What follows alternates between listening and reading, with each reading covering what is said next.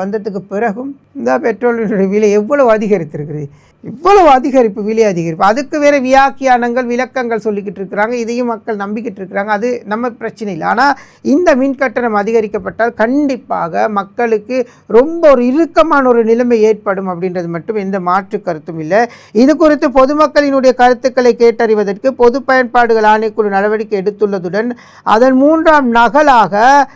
மூன்றாம் நாளாக இன்று மாத்தறை மாவட்டத்தில் பொதுமக்களின் கருத்துக்கள் கோரப்படுகிறது அப்படின்னு சொல்லப்பட்டிருக்கிறது. இப்போ பொதுமக்களோட கருத்து கேட்குறேன்னு சொல்கிறாங்க ஐயா, எல்லா இடத்துலையுமே இந்த மாதிரி சொல்கிறாங்க. ஆனால் நம்ம இருக்கிற ஏரியாவிலையோ இல்லை நாங்கள் போகிற ரோடுலேயோ நாங்கள் போகிற இடத்துலையோ எங்கேயுமே நம்மக்கிட்ட யாரும் வந்து இப்படி கேட்டதில்லை. நாங்கள் இப்போ அலுவலகத்தில் இருந்துட்டு போகிற நேரம் ஒரு சில இடங்களில் வந்து இந்த நிதிகளை சேகரிப்பாங்களே தவிர இது மாதிரியான கருத்துக்களை வந்து கேட்குறது இல்லை. ஆனால் உண்மையிலுமே பொதுமக்கள் இதுக்கு வந்து ஏற்றுக்கொள்ள மாட்டாங்க, ஒத்துக்கொள்ள மாட்டாங்க. கருத்துக்களை சொல்கிற பொதுமக்கள் உங்களுடைய எதிர்காலத்தை நினைத்து கருத்துக்களை சொல்லுங்கள், கருத்துக்களை பதிங்க. இதுதான் எங்களுடைய கோரிக்கையாக இருக்குது. எனவே இந்த விடயம் தொடர்பில் இப்போது விவகாரங்கள் மின்கட்டணம் அதிகரிப்பு தொடர்பில் பேசப்பட்டு கொண்டிருக்கிறது. இப்போ இந்த மின்சார சங்கங்கள் இருக்கு இல்லையா, அங்கே இருக்கக்கூடிய சங்கங்கள் இருக்கு இல்லையா, அவங்க வந்து ஜனாதிபதியினுடன் வந்து பேச்சுவார்த்தை நடத்தினாங்க நேற்று நினைக்கிறேன். இந்த பேச்சுவார்த்தை வெற்றி அளித்திருத்ததாக சொல்லியிருக்கிறாங்க. ஜனாதிபதி இந்த கோரிக்கைகளை ஏற்றுக்கொள்கிறதா சொல்லியிருக்கிறார். 62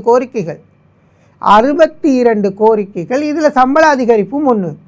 அப்போது எல்லா கோரிக்கைகளும் ஜனாதிபதி ஏற்றுக்கிட்டு அதுக்கப்புறம் இந்த சங்கங்கள் இந்த நிறுவனங்களுடைய அதிகாரிகள் அழைத்து பேச்சுவார்த்தை நடத்துவதாக கூறியிருக்கிறார். இந்த சம்பள அதிகரிப்பு எங்கேருந்து வரப்போகுது? இப்போ PULS இப்போ இந்த பொது பயன்பாடு ஆணைகள் குழுவினுடைய மின்சார கட்டண அதிகரிப்பு, இலங்கை மின்சார சபை ஏற்கனவே முன்வைத்திருந்த 2ஆம் காலாண்டிற்கான அதிகரிப்பு தொடர்பில் கொஞ்சம் சேர்த்து பாருங்கள், நான் சொல்கிற விஷயம் உங்களுக்கு புரியும்.